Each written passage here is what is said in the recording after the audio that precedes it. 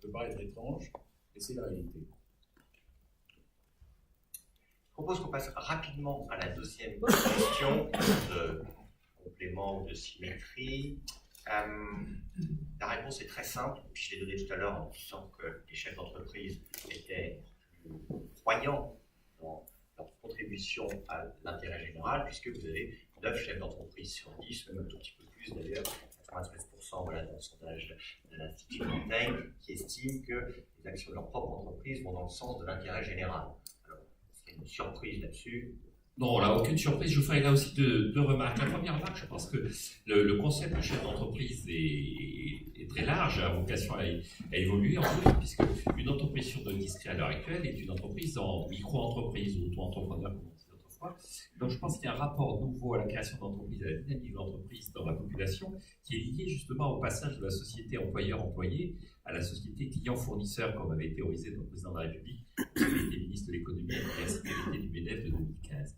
Je pense que le chef d'entreprise est un concept qui est en train d'évoluer, et ce qui est intéressant, c'est que ce chef d'entreprise, en tant que personne qui évolue, est pleinement inséré dans le tissu social. Il vit son métier, sa façon de fonctionner, comme étant une composante du contrat social. La deuxième remarque que je ferai, c'est que c'est Claude-Joseph Gilliou qui était on a parlé donc des années 75 et tout ça, c'était l'ancêtre de Gattaz, c'était le responsable du patronat, moins du Front populaire.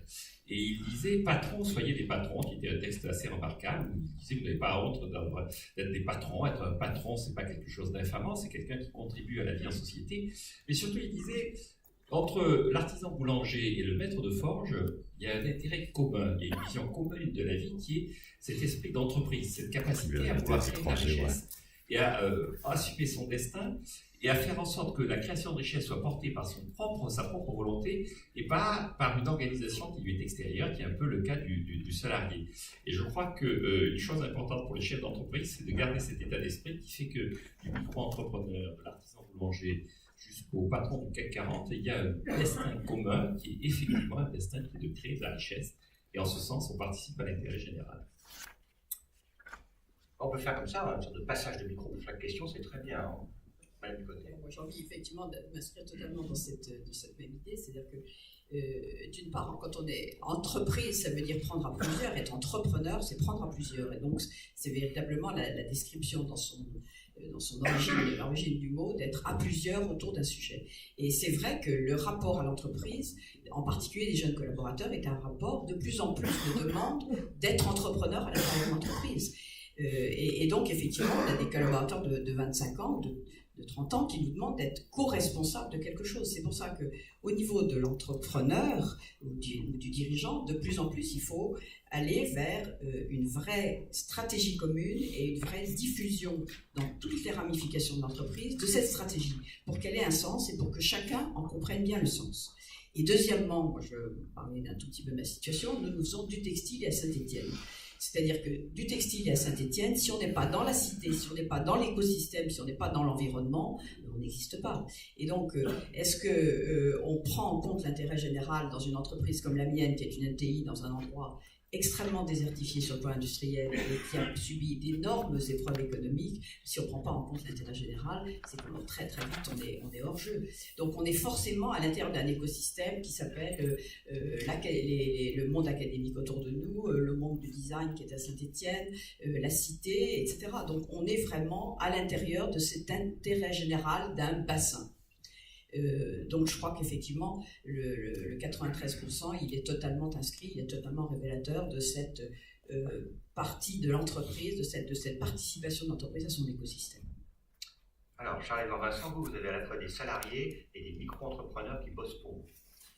Oui, alors tout d'abord sur ces 93%, je trouve que ce qui serait intéressant, ce serait de voir comment le chef d'entreprise et son conseil d'administration partagent cette vision de l'intérêt général. Parce que finalement, un chef d'entreprise qui dit oui, je contribue à l'intérêt général, il va mettre un peu midi à sa porte, et donc c'est comment c'est partagé avec son centre de décision qui est le conseil d'administration. Donc ça manque un petit peu, je trouve, dans cette question. On se mettra à Laurent Bigorgne, les questions sont mal faites. Oui, donc effectivement, aujourd'hui, dans ma rue, c'est une 50aine de salariés et 350 micro-entrepreneurs. Donc en tant que plateforme, on est encore une plateforme naissante, on a démarré il y a 2 ans. mais pour vous dire, on a multiplié par 5 notre activité l'an dernier. Ce qui est intéressant, effectivement, c'est que la relation que l'on a avec les LULU, qui rendent ces petits services, qui sont des micro-entrepreneurs, est une relation où chaque LULU pilote vraiment son activité et du coup a un niveau d'engagement et de responsabilité qui est vraiment très intéressant. Alors, pourquoi est-ce qu'on a pris cette approche-là, plutôt qu'une approche du salarié? J'ai passé pendant une dizaine d'années mon temps à créer un chantier d'insertion qui s'appelle Emmaüs Défi. En fait, j'accompagnais des personnes qui sortaient de la rue, des SDF, dans des magasins que je créais dans Paris de récupération. Ce que j'ai vu, c'est qu'aujourd'hui, beaucoup de ces personnes, après avoir fait un parcours d'insertion, n'arrivaient pas à n'aspiraient pas à retrouver une place dans une entreprise, parce qu'aujourd'hui, le monde de l'entreprise offre de manière très majoritaire sur des métiers peu qualifiés des environnements qui sont assez durs, très normés, où finalement la capacité de chacun à s'intégrer, ces entreprises-là n'ont pas trop le temps. Et donc, j'avais un peu cette obsession de vouloir créer des nouvelles formes d'activité où les gens puissent travailler, mais pour autant ne pas être dans une logique où ils vont avoir forcément un patron, des horaires, etc. Et c'est vrai que cette économie de plateforme a été, quand on s'est arrivé en 2012, une véritable opportunité. Alors certes, qui n'apporte pas les garanties de protection sociale, de revenus qu'on pourrait avoir avec un travail salarié, mais qui apporte d'autres avantages. La souplesse, on a beaucoup de mamans qui sont seules avec des enfants et pour qui un travail salarié est parfois compliqué. On a des gens peu qualifiés qui n'ont pas eu de boulot pendant des années et qui ont du mal au travers d'entretiens à trouver un job et qui finalement ont un talent et peuvent le mettre en valeur en étant micro-entrepreneurs. Voilà, donc il y a beaucoup d'avantages à cette économie-là. Ce qu'il faut, c'est effectivement l'inscrire dans une dynamique sociale et pas seulement garder à l'esprit cette notion d'optimiser le profit, parce que là, je pense qu'on passera à côté de beaucoup de choses. Bien, du côté de la CFDT, alors, surprise ou non, vis-à-vis de ce chiffre, 9 chefs d'entreprise sur 10 estiment que l'action de leur entreprise va dans le sens de l'intérêt général. Je ne suis pas vraiment surprise. Par contre, ce qui m'interroge, c'est le gap entre la précédente question et celle-ci, puisqu'a priori, on devrait avoir une prise en compte. Enfin, on se rend compte que cette prise en compte de l'intérêt général, elle est perçue différemment du point de vue des salariés et des chefs d'entreprise. Donc, au-delà, je poursuivrai la remarque de mon voisin, au-delà d'une stratégie et de prise en compte d'intérêt général partagé dans les instances décisionnelles, comment dans l'entreprise ce souci et ces actions, elles irriguent l'ensemble des salariés ou pas. Donc, est-ce qu'il y a une question de diffusion de l'information et de la stratégie, ou est-ce qu'il y a véritablement des perceptions différentes de ce qu'est l'intérêt général quand on est salarié ou quand on est chef d'entreprise? Alors, est-ce que le président de Sanofi fait partie des 93% ou des 7% Immense suspense. Surtout si vous dites que ça fait partie des 7%. Là. Non, je crois qu'effectivement, cette question pose l'interrogation de ce qu'est la définition de ce qu'est l'intérêt général. La perception de l'intérêt général, elle est multiple. C'est d'ailleurs une des difficultés du sujet. Mais pour un chef d'entreprise, quand on regarde les questions d'actualité générale, aujourd'hui, c'est quoi? C'est l'emploi, c'est l'investissement, c'est le pouvoir d'achat, et tout ceci, évidemment, la préoccupation première de l'entreprise. L'entrepreneur, il a le sentiment de créer, de développer ou de protéger les emplois. Il investit pour son avenir. Et la nécessité, par exemple, du profit, c'est la nécessité première parce que c'est la condition de tous ces autres phénomènes que sont l'embauche, l'investissement, éventuellement la capacité à exporter son produit, la recherche, bien sûr. Et donc, je crois que déjà, à la base, il faudrait souligner que l'activité économique de l'entreprise, même si on se limitait à ces bornes, et je crois que l'entreprise ne se limite pas à ces bornes, même celle-là, en tant que telle, contribue aujourd'hui, compte tenu des problèmes que rencontrent nos sociétés, contribue naturellement à l'intérêt général. Alors, on passe à la question 3 pour laquelle je vais vous faire travailler. qui a répondu, Adam Smith, à la question à qui est attribuée la formule The business of business is business. Alors, qui a dit Adam Smith? Personne. Ah, si, il y a une dame qui hésite. Qui a dit Milton Friedman? La majorité de la salle. Qui a dit Lady Thatcher, alors? Ouais, je dirais ça. Personne. Bon. La réponse va vous être donnée par. Bon, Jean-Marc Daniel n'en peut plus. Voilà. Alors, je ne peux que vous inviter à lire ou à relire ce texte remarquable de Milton Friedman. Et si vous le... Alors, je suis 100% d'accord avec le texte, je ne vais pas m'étendre là-dessus. Le but de l'entreprise, c'est de faire des profits. Si vous relisez le texte, parce que c'est des textes... Il est là. Voilà, c'est des textes c'est comme Proust, c'est des textes qu'on relit, on ne les lit pas, on les relit. Et si vous relisez ce texte, vous découvrirez qu'il y a à un moment donné un passage sur le bourgeois gentilhomme. On ne sait pas très bien si Friedman sait exactement, a lu la pièce, mais il décrit le bourgeois gentilhomme en disant que ce personnage de français est assez symptomatique de ce que sont les Français. C'est-à-dire qu'il pense que le gentilhomme est plus estimable que le bourgeois. Et dit la force des Américains et des Anglais, c'est d'avoir compris que le bourgeois était plus estimable que le gentilhomme. Parce que le bourgeois, eh bien, il fait quelque chose de concret. Il n'est pas dans les apparences, il est dans la réalité.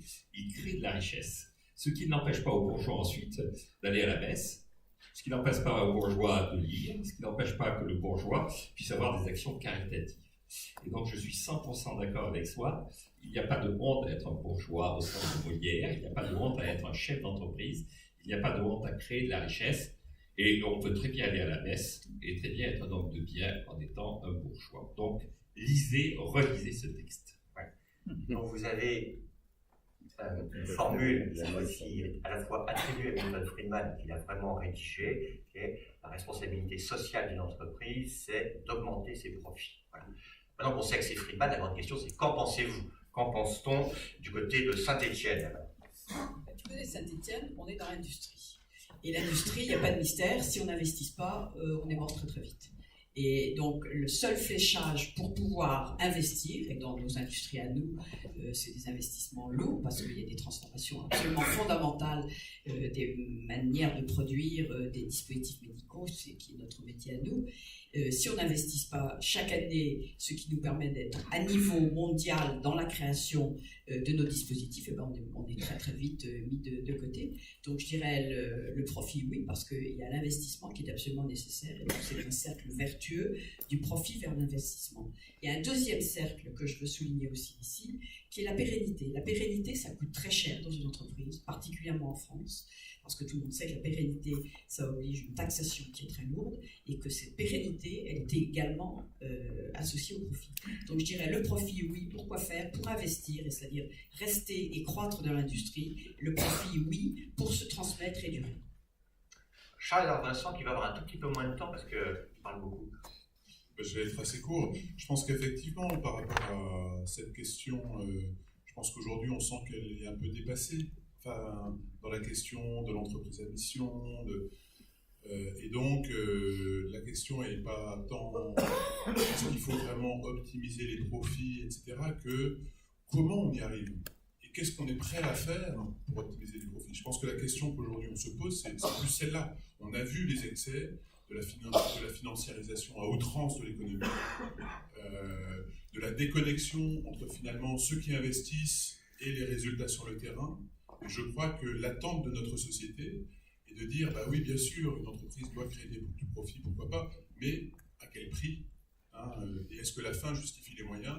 Et je crois que c'est là aujourd'hui notre société a la réponse. J'espère que j'étais plus court. Alors, CFDT. Alors là, je pense que ça donne à peu près la réponse. La question, enfin en tout cas pour mon organisation, la question du profit n'est absolument pas tabou, et on a fait conscience que pour une entreprise, notamment pour qu'elle soit pérenne, parce que je aussi travaille dans l'industrie, on sait que l'investissement est majeur, que les salariés eux-mêmes ont un souci de pérennité de leur entreprise. La question, elle est de savoir comment ces profits sont réalisés, et puis comment on les partage, et comment on reconnaît la juste participation des uns et des autres, à la fois à la prise de risque, à la fois à la contribution humaine à fabriquer un bien ou un service.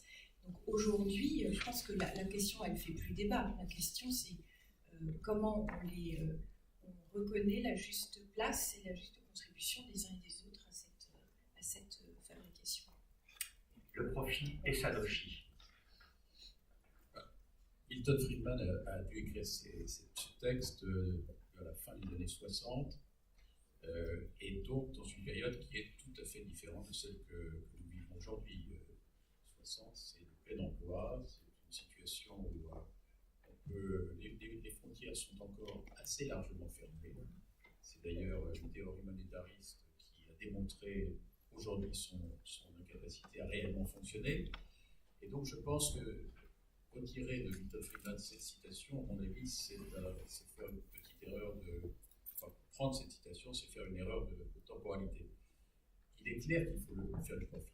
C'est le fondement même de la responsabilité de l'entreprise, mais la manière de faire ce profit, les conditions dans lesquelles on doit faire ce profit, ça c'est un sujet de discussion et qui a beaucoup évolué depuis 40 ans. Je pense que les entreprises ont fondamentalement changé de modus operandi. Le sens de la responsabilité sociétale des entreprises est tout à fait différent. On ne peut plus raisonner comme il y a 40 ou 50 ans parce que les défis de la société sont aussi différents. Alors, on va pouvoir poursuivre exactement sur ce dossier du profit ou autre avec une des questions qui a été posée dans le sondage et arrive au même rang, enfin arrive au premier rang, la même réponse.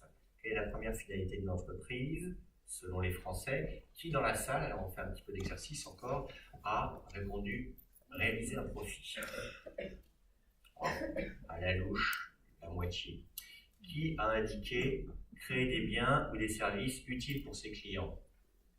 Un tout petit peu plus, bon, c'est pas scientifique, pardon. Qui a mis créer des emplois. Une personne, c'est tout, donc un petit institut antenne. Bon, et la réponse, quel suspense, pardon, tout aussi surprenant, j'ai trouvé, c'est réaliser un profit. Alors, comme il faut faire sérieux, je vais quand même des chiffres, vous voyez tout en haut, selon vous, quelles sont les finalités de l'entreprise, en premier et ensuite, réaliser un profit, arriver au premier rang pour les chefs d'entreprise et les salariés. Alors, on va faire comme tout à l'heure, on va passer la parole à Jean-Marc Daniel, qui piaffe pour dire combien Milton Friedman est tout de même d'actualité. Mais allez, quelle remarque là sur ça? Oui, alors Milton Friedman n'est plus jamais d'actualité. La seule différence pour moi qu'il y avait entre la fin des années 60 et maintenant, c'est pas les monétaristes et tout ça, c'est la fin des communistes. Or, il se trouve à titre personnel qu'en ce moment, je travaille sur la prise du pouvoir par les communistes en Hongrie, et Rákosi, qui était le leader stalinien, disait « Nous allons mettre de telles contraintes sur les entreprises qu'ils viendront nous chercher pour les nationaliser ». Et je pense que c'est ça le véritable danger.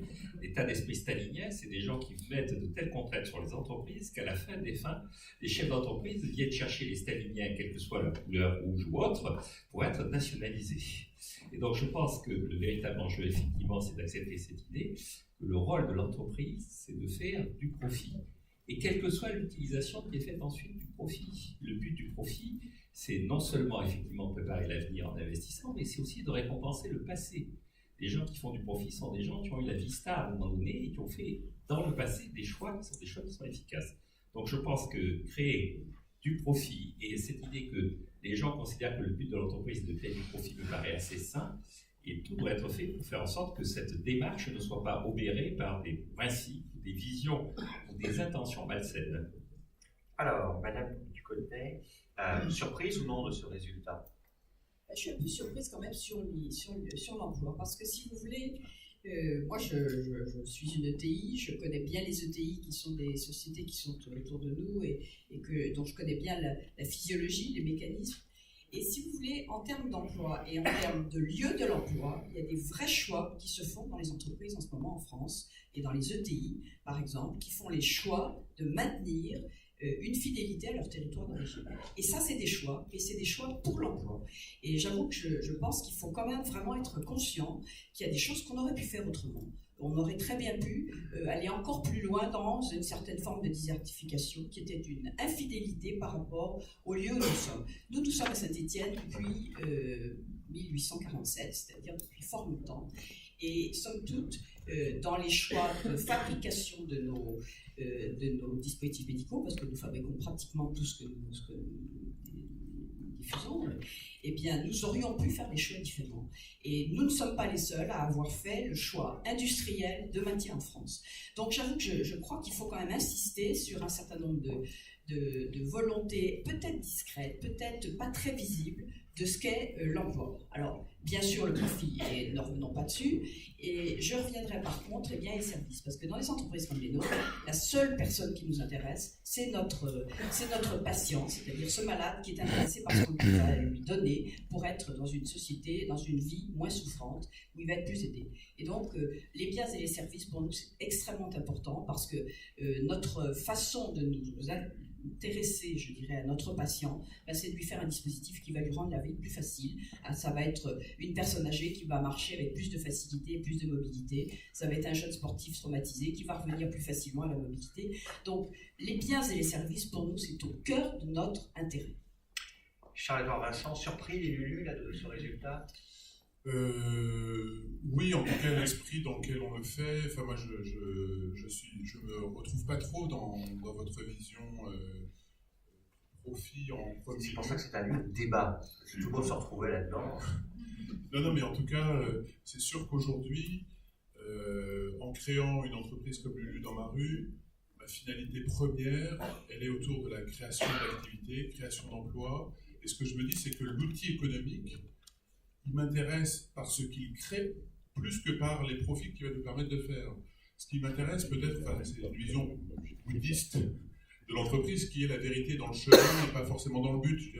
Finalement, faire des profits à tout prix, c'est super. Qu'est-ce qu'on en fait après? Alors oui, on peut les redistribuer, mais si au passage, on a raté le meilleur qui est qu'on arrive à créer un maximum d'emplois, que dans ces emplois, on permet à des personnes qui ont décroché, qui sont désocialisées, de reprendre part à notre société, alors que peut-être on pourrait prendre de temps en temps à côté des personnes beaucoup plus performantes, beaucoup plus... Mais non, notre entreprise, nous, on s'assoit sur un peu de profit parce qu'on se dit que ces personnes-là, si on n'est pas là, elles vont être encore au bord de la route, alors on va tous pleurer, puis on donnera de l'argent pour qu'on finance tout un tas de dispositifs de soutien, d'allocation. Voilà, moi je trouve que quand même aujourd'hui, l'entreprise doit pouvoir aussi s'approprier dans le cœur de son activité l'impact qu'elle va avoir à l'instant T dans notre société, et pas que dans une logique où je génère de la valeur financière qui me permet après de faire des choses. Alors, j'ai forcément un discours un peu caricatural et je vois bien l'intérêt de générer du profit et tout ce que ça va apporter de richesse, etc. Mais attention, le chemin qu'on prend pour arriver à ce profit est au moins aussi important que le profit qu'il génère. Marie-Lise Léon, alors, surprise ou non de ce résultat? Non, pas vraiment. Et par contre, je suis assez frappée de la différence de répartition des réponses entre chefs d'entreprise et salariés, où il y a quand même la réalisation du profit est très nettement la première réponse apportée du côté des chefs d'entreprise. Chez les salariés, ça semble un peu réparti de façon un peu plus équilibrée, ce qui peut justement illustrer des attentes différentes des salariés dans une même entreprise. Et je vois que par exemple la question des salaires, le fait de verser de bons salaires semble être, c'est là qu'il y a plus d'écart entre les chefs d'entreprise et les salariés, mais il y a quand même une répartition entre la question de la création de biens, la contribution même au bien-être de ces salariés, qui dans un certain sens c'est la première finalité de l'entreprise.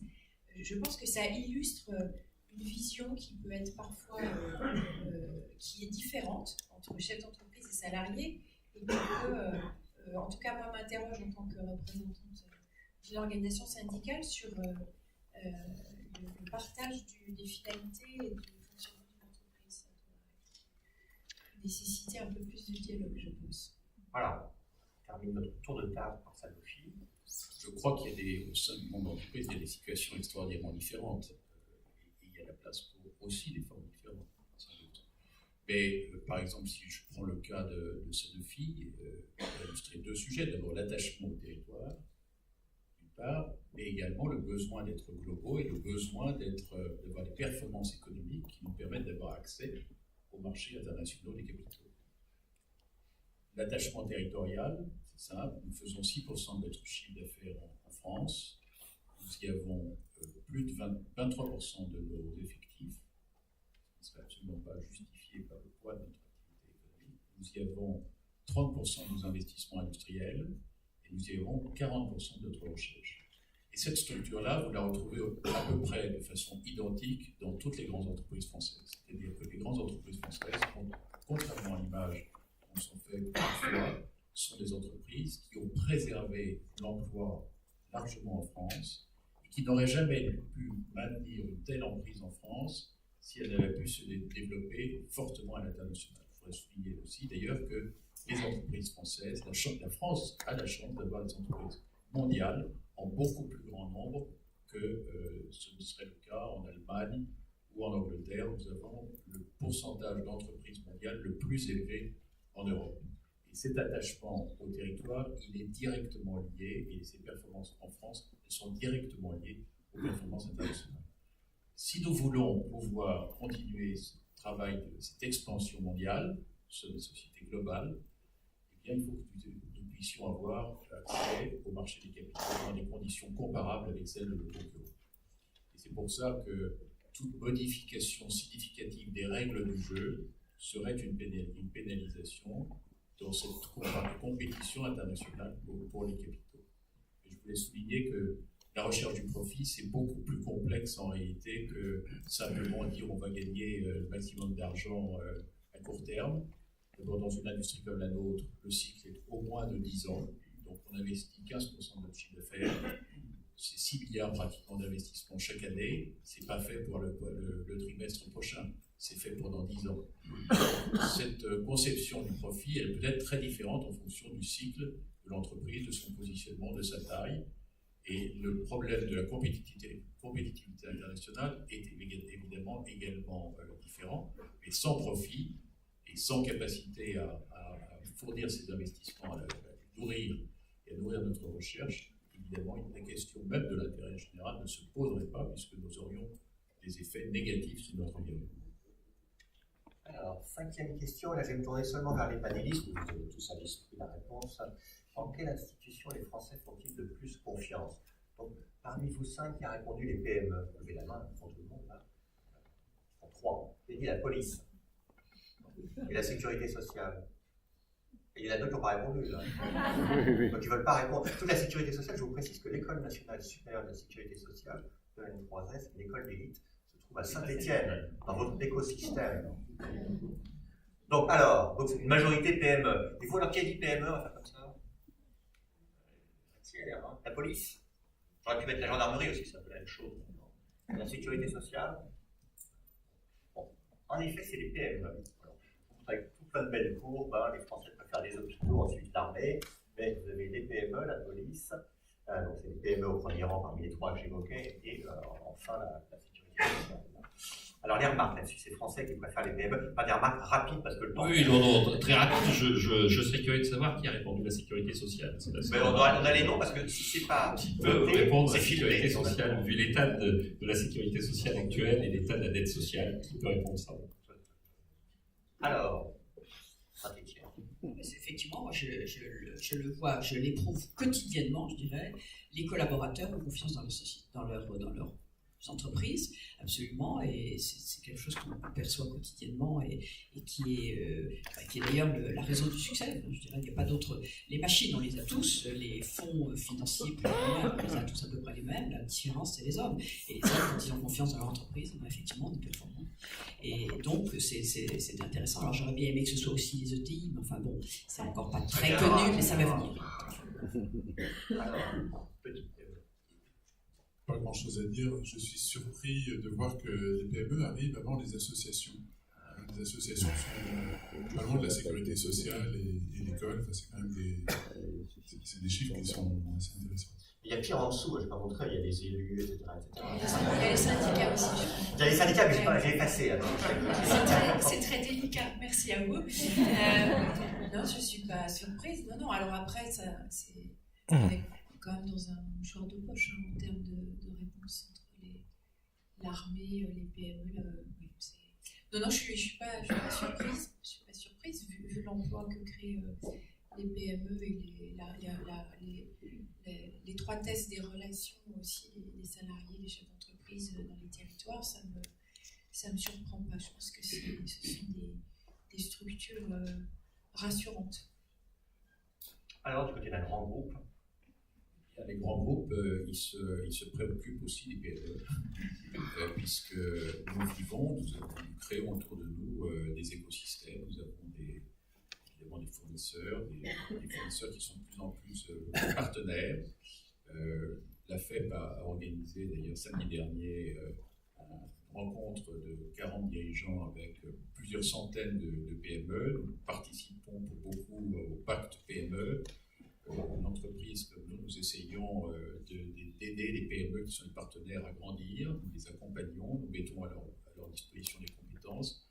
Quand elles veulent partir à l'étranger, nous essayons d'être en sorte de plateforme. On leur apporte des soutiens pour pouvoir se développer parce qu'on en a besoin, mais ça leur donne l'occasion de se développer. Mais je comprends très bien la méthode du sondage, c'est effectivement plus aisé dans des entreprises de taille plus modeste d'avoir des relations sociales plus étroites et puis effectivement, elle crée sans doute aujourd'hui plus d'emplois qu'au total des grandes entreprises qui en créent néanmoins.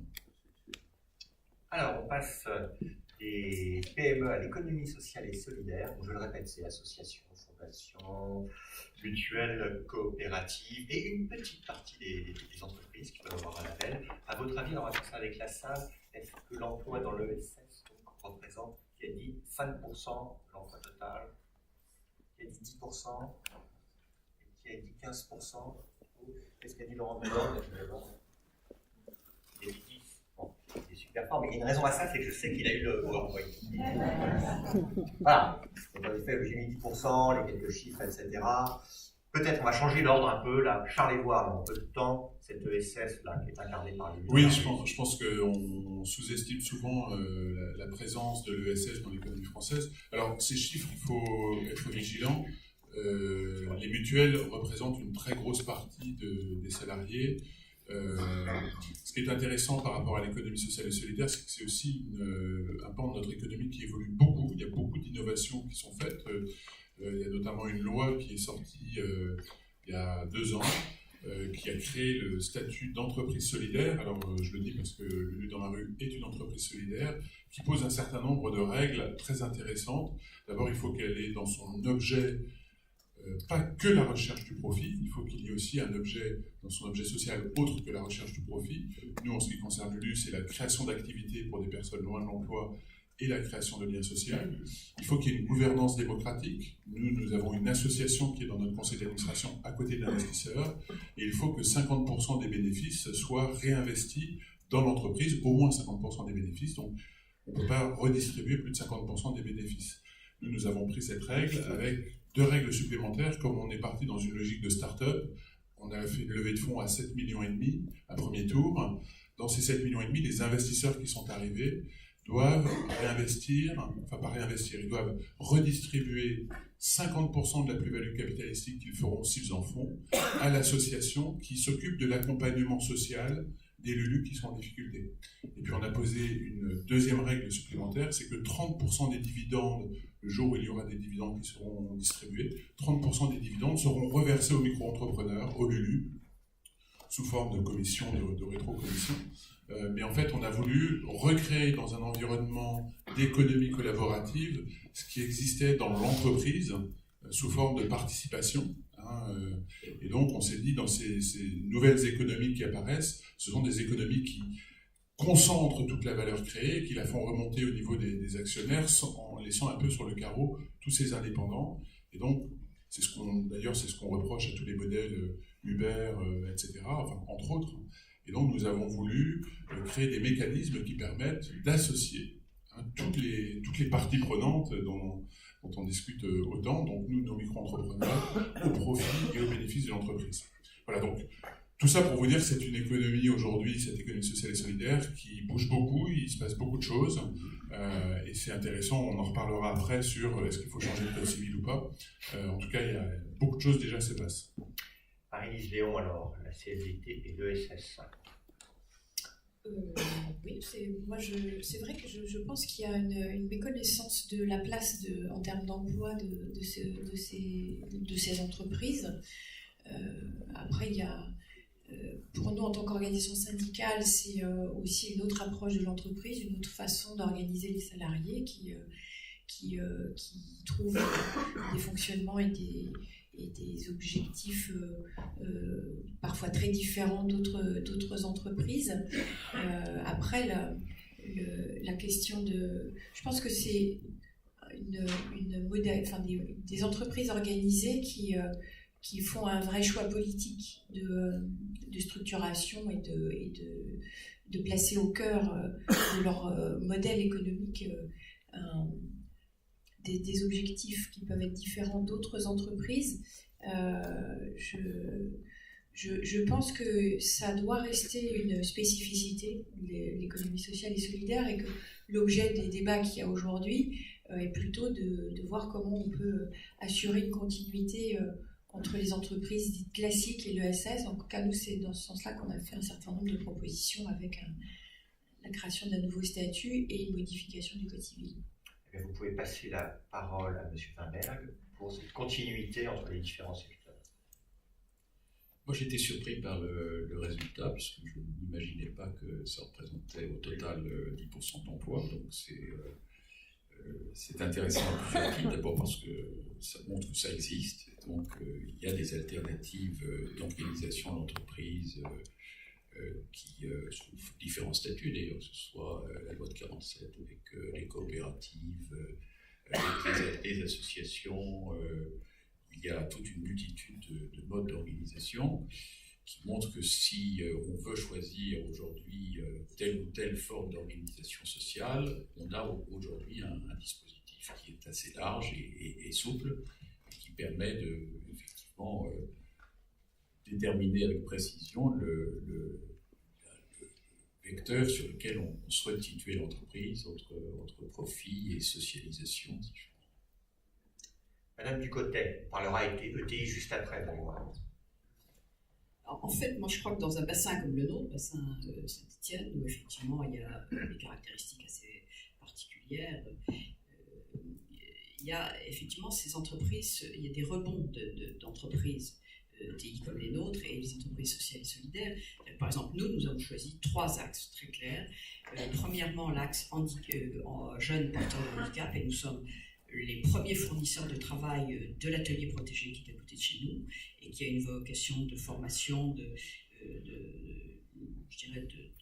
promotion professionnelle, etc. Donc ça, on est vraiment très très en relation sur une partie. On a vraiment pris l'engagement d'être leur premier fournisseur en permanence de travail pour cet atelier. Deuxièmement, une autre association, une autre entreprise sociale et solidaire qui s'appelle le Sport dans la ville et que certains ici connaissent très bien, et qui est comment le sport peut amener à l'entreprise et être lieu de collectivité de formation. Et nous avons pris une part importante à cette idée dans le Sport dans la ville. Et troisièmement, également un chantier, enfin un projet qui a été assez visible et qui s'est appelé Comme un seul homme, qui était un bateau qui a fait le Vendée Globe l'an dernier et qui a été l'objet de multi-sponsorisation, avec l'idée principale, c'est que Comme un seul homme, c'est une équipe de gens différents et de compositions différentes qui peut arriver au succès. Et donc, on a travaillé beaucoup avec le secteur, avec les équipes de Comme un seul homme. Donc, on s'est répartis, nous, 3 dimensions principales qui sont très largement partagées avec les collaborateurs, de participation des entreprises, soit locales, soit plus générales, mais enfin, au moins 2 d'entre elles sont totalement locales, d'entreprises sociales et solidaires, avec une espèce d'effet de rebond de l'un à l'autre. Voilà. Alors, Jean-Marc Daniel, qu'est-ce que pense le libéral de l'État? Ça va bien comme expression. Oui, le libéral de l'État, d'abord, il fera une sur la forme, c'est-à-dire sur l'indicateur. Il est normal que la part de l'emploi augmente dans ce type d'activité parce que c'est un endroit où on fait assez peu de gains de productivité. Et donc la part de l'industrie dans l'emploi diminue parce qu'il y a des gains de productivité. Dans l'économie sociale et solidaire, la part reste stable parce qu'il n'y a pas de gains de productivité. La deuxième remarque, alors là, qui est une remarque toute personnelle, nous sommes 50 ans après mai 68 où on a réédité les œuvres complètes de Fourier, on s'est engagé dans la foulée. Et c'est aussi il y a 50 ans qu'on a fermé le Familistère qui avait été créé par à Guise parce que les gens se disputaient dans des proportions invraisemblables. Et donc, En librairie, vous aviez Fourier, qui était la théorie. Et puis dans la pratique, vous aviez des gens qui se faisaient des procès. Donc, je pense que c'est un secteur qui est un secteur intéressant, qui est un secteur effectivement humainement attachant, mais sur lequel effectivement, j'admire tous les gens qui sont investis dans ce genre d'activité, parce que je crois que c'est assez compliqué à gérer. Bon, ce qu'il faut savoir, c'est qu'on peut toujours visiter le Family Steel quand même. Oui, mais c'est un musée maintenant. C'est un musée et une librairie. Avec Fourier et Jean-Marc Daniel. Alors, sujet qui m'a été glissé, celui des ETI, que Mme Elisabeth Ducret aime particulièrement. Voilà, ces entreprises de taille singulière et de place singulière dans l'économie française. Qu'est-ce que représente leur chiffre d'affaires? On va faire un peu de sport, ça va réveiller. Qui a mis 5%? Vous avez le droit de ne pas avoir répondu aussi, parce qu'on peut se demander 25%. C'est la solution facile, on vise au milieu. Qui a mis 50%, bon, quelques petites surprises. 25%. Et j'ai jeté un tableau dans une publication de l'Institut Montaigne qui agrège les PME et l'ETI ici pour dire combien c'est au cœur de l'économie française. Madame Ducotet, je sais que vous défendez ces ETI. Oui, d'abord parce que c'est une catégorie qui est toute neuve, même si elle existe depuis très longtemps dans l'économie, mais elle est toute neuve parce qu'elle a été identifiée au moment de la normalisation de l'économie, c'est-à-dire juin 2008, c'est-à-dire qu'elle a dans la conscience publique et dans sa nomination, elle a 10 ans. Donc on est tout jeune même si on est très vieux. Voilà.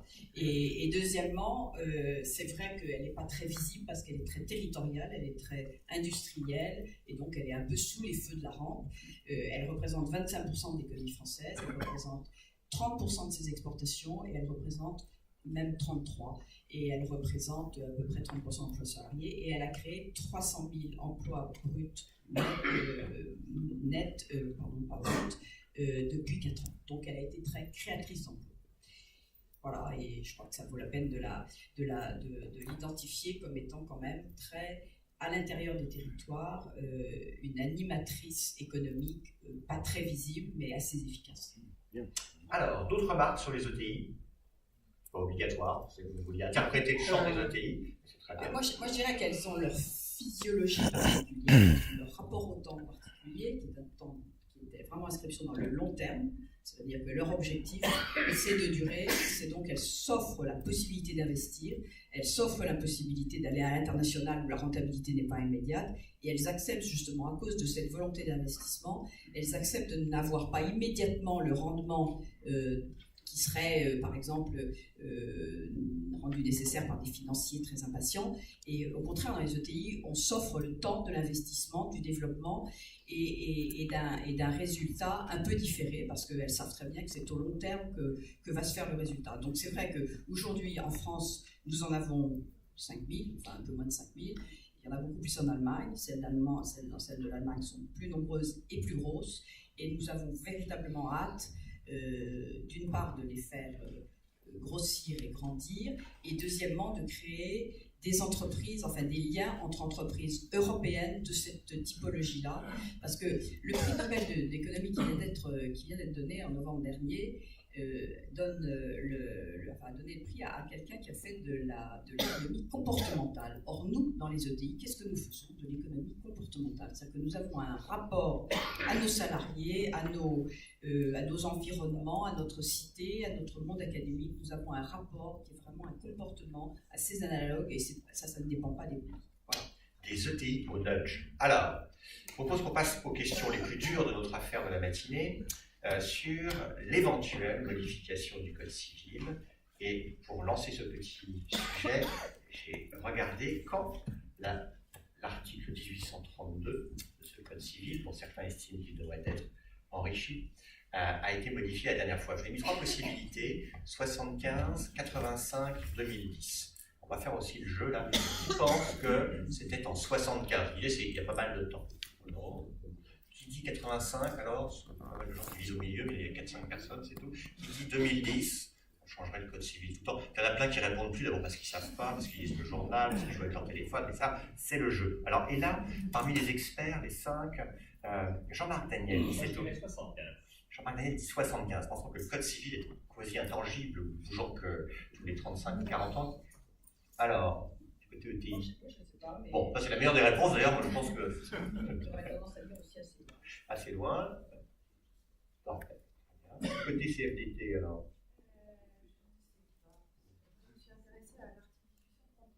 Ça c'est précis. Alors, c'est la question 9. Alors, monsieur Mamère. Je crois que c'est en 2010, quand on a introduit la société unipersonnelle. Ah, en fait, c'est la bonne réponse, mais pas la bonne date. Voilà. C'est en 85 quand on a introduit la société unipersonnelle. Maintenant, la question qui se pose, la vraie, c'est alors, le code civil, doit-on le faire changer? Je serai très bref, non. Bon, vous pouvez passer la parole. Ça, c'est les meilleures réponses, moi, c'est clair. Je crois qu'on peut toujours améliorer les choses, mais est-ce qu'il faut le changer? Je ne sais pas, il me semble que c'est bien ce dont on a besoin, mais je pense qu'il faut que dans les entreprises, il y ait des mutations et qu'on prenne en compte justement tous ces aspects contemporains qu'on vient de souligner, d'obligation d'avoir par exemple beaucoup plus de participation des collaborateurs à la vie de l'entreprise, ça c'est sûr. Charles-Édouard, il faut que tu répondes peut-être, au moins peut-être, parce qu'il faut qu'il y ait du débat. Non, mais moi je pense que oui, il faut le faire évoluer. Bon, évidemment, la question c'est dans quel sens. Je pense que les réflexions autour de l'entreprise à mission, etc., je suis assez sensible à ce que disait M. Weinberg sur s'assurer qu'on ne va pas non plus pénaliser l'efficacité d'un certain nombre d'entreprises en faisant évoluer et l'arrivée d'investisseurs sur la scène internationale, en alourdissant la définition de l'entreprise. Donc je suis sensible à ça. Et en même temps, aujourd'hui, quand je regarde tout ce qu'il faut construire, tout ce qu'il faut faire pour que l'entreprise, une entreprise comme le Lamaru, ne soit pas que dans une recherche de profit, mais intègre dans sa mission intrinsèque la création d'emplois, la création d'activités, c'est complexe. Alors il y a des outils. La législation de l'économie sociale et solidaire donne un certain nombre de pistes. Il y a des innovations qui ont été faites ces dernières années, mais arriver à poser ça de manière plus fondamentale, pour moi, est vraiment aujourd'hui une nécessité et une attente de notre société. Du côté CFDT, alors je pense que le Code civil a évolué en 1985. Notre président actuel avait eu l'intention de le faire évoluer aussi en 2014 de mémoire. Moi, je pense aujourd'hui, on parle beaucoup d'entreprises. Dans le Code civil, on parle de la société. Et je pense qu'on a aujourd'hui besoin d'avoir un certain nombre d'éléments de clarification sur ce qu'on entend par entreprise. Et l'une des difficultés du Code civil actuel, c'est qu'il parle de l'intérêt uniquement des associés. Et comme on vient d'en échanger depuis ce matin assez longuement, il y a d'autres intérêts qui doivent être pris en compte. Alors, notre idée n'est absolument pas de déstabiliser l'ensemble des entreprises qui pourraient se voir assigner des procès par des parties prenantes qui n'auraient pas vu leurs intérêts totalement pris en compte ou respectés. Donc on s'est posé deux objectifs dans cette révision du Code civil. C'est reconnaître la place particulière des salariés, qui, selon nous, ne sont pas des parties prenantes comme les autres, mais des parties constituantes de l'entreprise. Et puis, le fait qu'il y ait dans la gestion de l'entreprise une prise en compte des impacts qu'elle peut avoir au niveau social et environnemental. Je pense que les entreprises du XXIe siècle en France répondent largement à ces défis et qu'une révision du Code civil ne serait qu'une mise en conformité de leurs pratiques du droit avec leurs pratiques. Alors, M. Mamère. Moi, globalement, j'y suis assez hostile. Quand je dis assez, c'est sûrement une méthode. Pourquoi? Plusieurs raisons. Tout d'abord, on l'a évoqué rapidement, mais les entreprises, qu'elles soient grandes ou petites aujourd'hui, mènent énormément d'actions qui ne sont pas des actions qui s'inscrivent strictement dans l'organisation du processus de production. Il y a des fondations, il y a énormément d'actions menées pour l'insertion, pour l'éducation. Je ne voudrais pas alourdir le débat, mais on peut citer un très grand nombre d'opérations qui sont menées par des sociétés de toute nature pour développer leur empreinte sociale et pour essayer de montrer leur profond attachement justement à un certain nombre de parties prenantes. La définition d'intérêt général, ou même de ce que sont les parties prenantes, est extrêmement difficile. C'est flou, et en tant que tel, l'introduction de concepts juridiques flous créerait ipso facto un risque juridique, puisque par définition, n'étant pas capable de définir strictement ce qu'elles sont, on peut ouvrir des contentieux assez nombreux autour de ces sujets, puisque à la limite, n'importe qui pourra s'ériger en partie prenante et indiquer que telle ou telle décision de l'entreprise est non conforme à ses intérêts considérés de manière étroite.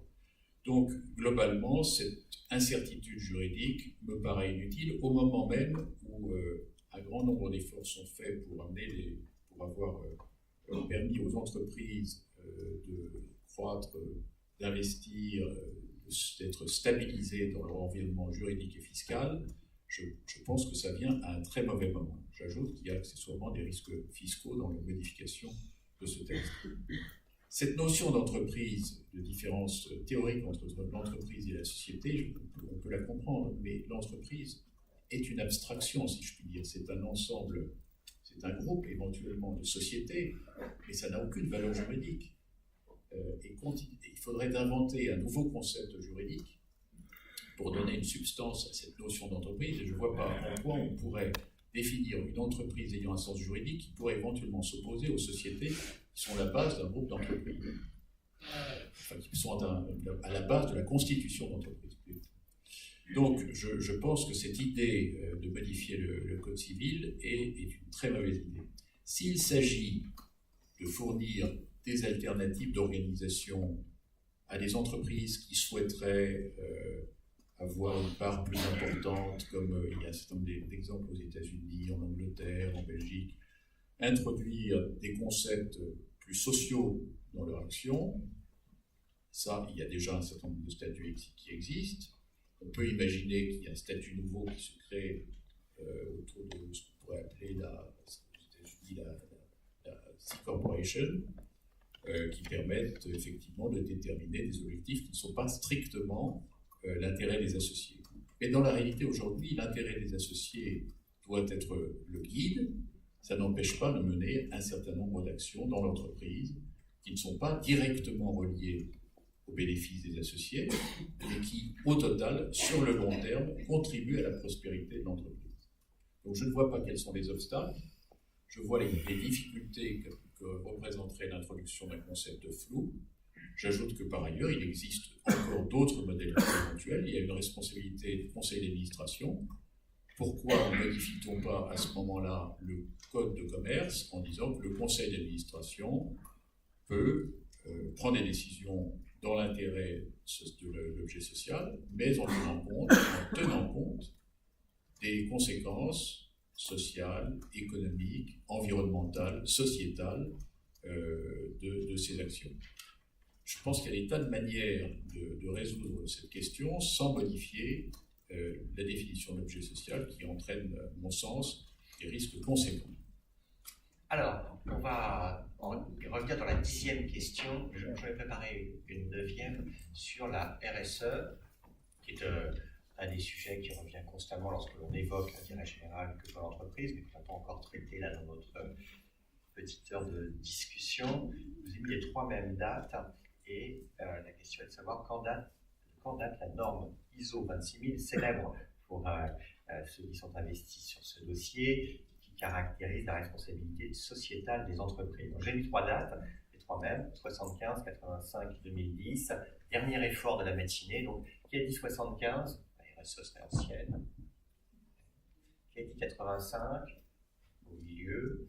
Qui a dit 2010 ? La RSE serait récente. Bon, il y a dans la salle donc des gens qui connaissent par cœur cette certification. En effet, c'est bien 2010. Le thème, c'est jusqu'où aller en matière de RSE. Jean-Marc.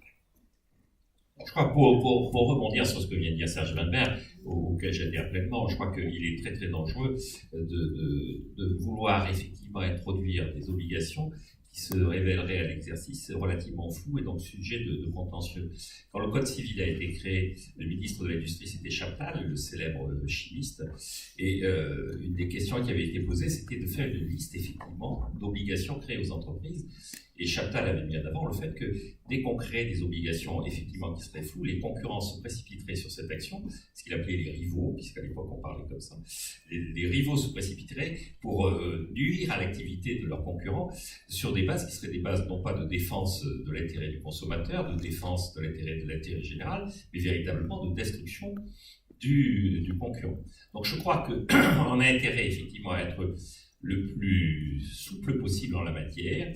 Là aussi, je pense que sur le plan juridique, il y a des travaux qui montrent que les sociétés de common law sont plus efficaces sur le plan de l'organisation du bien-être, de l'organisation de l'activité économique que les sociétés de civil law. C'est-à-dire à trop vouloir réglementer, on finit par effectivement aller au-delà et à l'encontre de ce que l'on veut créer. Donc je pense qu'en termes de responsabilité sociale et sociétale des entreprises, il y a un outil pour gérer les externalités, c'est la fiscalité. On crée une fiscalité sur les externalités, c'est-à-dire une fiscalité sur la pollution, une fiscalité sur le pétrole, une fiscalité carbone, je suis tout à fait favorable à ça. En revanche, on multiplie les normes, les obligations, je pense ça extrêmement dangereux. Alors, du côté de Saint-Étienne. Je pense que de toute façon, effectivement, on met aujourd'hui dans la responsabilité sociale ou sociétale de l'entreprise, on met des choses extrêmement variées. Alors, moi je reviens sur l'objet social et sur la création d'une deuxième catégorie. Là aussi, si on crée une deuxième catégorie des entreprises sociales, c'est-à-dire que toutes celles qui n'y sont pas, je dirais, sont conçues comme non sociales. Je ne peux pas m'inscrire là-dedans. Je dirais, ça fait absolument pas, ça ne représente absolument pas ce que nous sommes, nous, les ETI, je dirais, justement, complètement implantés avec une vraie responsabilité de notre rôle dans le territoire. Donc, être relégué, je dirais, dans les non-vertueux alors qu'on ouvrirait une nouvelle porte aux vertueux me paraît un petit peu lourd. Alors, sur la responsabilité sociale, effectivement, et la RSE, je dirais de façon, on met des choses très très diverses sous cette rubrique-là.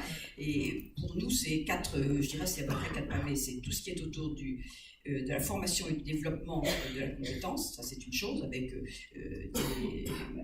des manques absolument dramatiques, et tout ce qui a été dit sur l'apprentissage la semaine dernière est très important, des manques dramatiques entre ce à quoi les jeunes sont formés et ce dont nous avons besoin, nous les entreprises aujourd'hui, avec les métiers modernes. Donc là, il y a tout un pavé considérable. Il y a un pavé qui est tout ce qui est autour de, pour nous, à Saint-Étienne, qui sommes une ville du design, la participation, je dirais, à cette promotion du design et des startups. Troisièmement, il y a le rapport à l'environnement. Et alors là, par exemple, nous qui sommes très consommateurs d'eau, ben effectivement, c'est très clairement autour de la consommation des eaux. Nous faisons du textile, nous teignons des produits, donc nous avons bien sûr à limiter et à réduire notre impact eau, et nous y travaillons de façon très très régulière. Et puis il y a tout ce qui est environnement, tout ce qui est notre rapport à l'environnement scientifique. Par exemple, nous avons une chaire à l'école des mines à Saint-Étienne, et donc il y a tout ce rapport à l'environnement académique. Donc c'est vrai qu'on met sous la même rubrique des choses qui sont extrêmement différentes. Je dirais qu'on est bien sûr engagé là-dedans, on n'est pas parfait, on progresse, mais nous y travaillons. Enfin, c'est vraiment au cœur de nos préoccupations, ça c'est sûr. Alors, Charles-Édouard Vincent, jusqu'où la RSE? Peut-être, je crois que ce qui est intéressant autour de cette norme, c'est vraiment la question de l'évaluation d'impact non financière, évaluation d'impact social, évaluation d'impact sociétal, évaluation d'impact environnemental. Je crois que c'est vraiment un élément qui est au cœur de la discussion, parce que justement, quand on parle peut-être d'éléments de flou que l'on a introduits dans des définitions et tout, c'est parce qu'on a du mal à évaluer qu'est-ce qui atteint tel niveau, est-ce qu'on a une bonne démarche ou pas, et finalement, je crois qu'aujourd'hui, il y a un grand flou aussi quand on parle de l'impact social des entreprises. Il y a plein de façons de l'évaluer. On peut valoriser des initiatives qui sont très vertueuses mais qui ont un impact tout petit,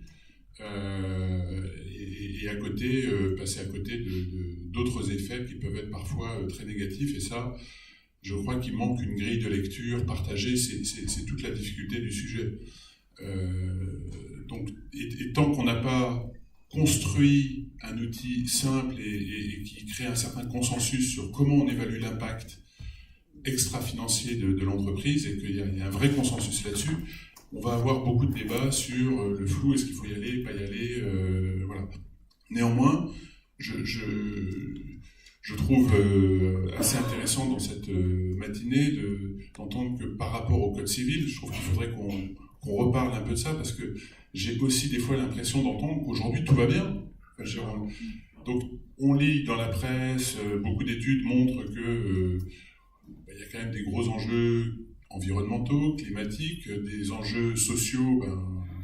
Ce jeudi, on va faire la nuit de la solidarité à Paris, parce qu'on ne sait même pas combien il y a de SDF dans nos rues, mais entre 50 et plusieurs milliers. Donc on est quand même aujourd'hui dans une société qui a un certain nombre de défis. Et c'est vrai que dire non, enfin, je me permets d'être un peu raide, ne touchons pas au Code civil, tout va bien, continuons comme ça, me paraît des fois un peu déconnecté des réflexions qu'on devrait mener sur, justement, l'entreprise qui a un rôle majeur dans la création de valeur dans notre société, dans ses façons de faire, dans ce qu'elle peut faire. Oui, il y a un environnement international, oui, il y a des concurrents, mais pour autant, ne doit-on pas mener une réflexion de fond sur comment l'entreprise s'inscrit dans les enjeux sociétaux